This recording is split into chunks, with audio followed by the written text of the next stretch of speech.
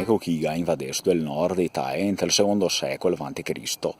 Che ne sai quei che dice che fosse di origine celtica, ma le fonti antiche ne mostra che si venisse dal nord dell'Jutland, dove poi c'è a Danimarca, che in antichità era chiamata penisola Simbra. Evidentemente che in quel tempo i Simbri che ha fatto contatto con i veneti antichi adriatici così dovrebbero portare nel rento del terreno venetico anche un fiato di cultura nordica, però è sicuro che anche i veneti che hanno influenzato i Simbri in tal suo modo da vivere qua a rento di questo territorio. Ma non si può mica smentare che anche se viene sto fuori un'altra ondata dopo verso il IX secolo la quantità di veneti con sangue germanico è stragrande, anche a me che porto sangue simbri in te me vene, una eredità genetica da orgogliarsi, ostia.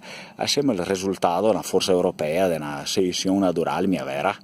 Così secondo me la storia ne mostra che essere veneto ancora anche se impisare fiamme di tradizioni celtiche e germaniche, oltre che veneta ovviamente.